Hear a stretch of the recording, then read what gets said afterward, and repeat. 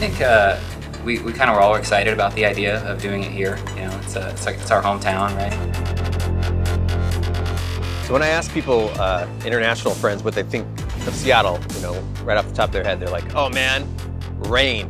It's a really cool city. It's got a lot of really cool atmosphere. It's got a lot of low cloud decks, a lot of fog, a lot of rain. The cool part about working on this new system is that we can throw the type of detail that we just couldn't before.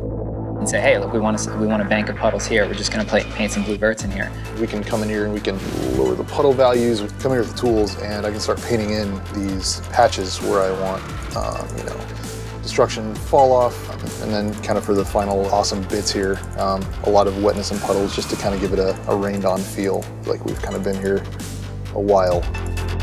If it's super wet time of day, you'll see streaks of wet coming down the sides of the building, and we can control that too.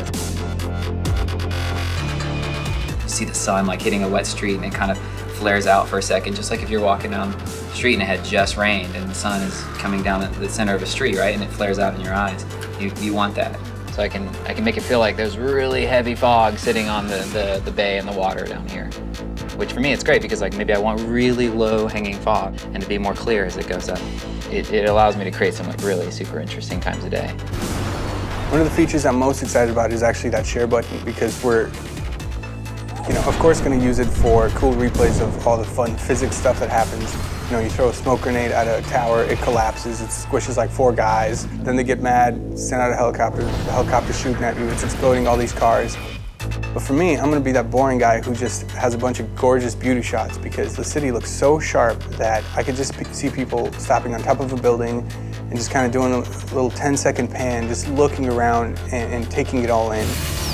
Being able to actually light an entire game for PS4 and make it, you know, look like the city that I live in, and it's awesome.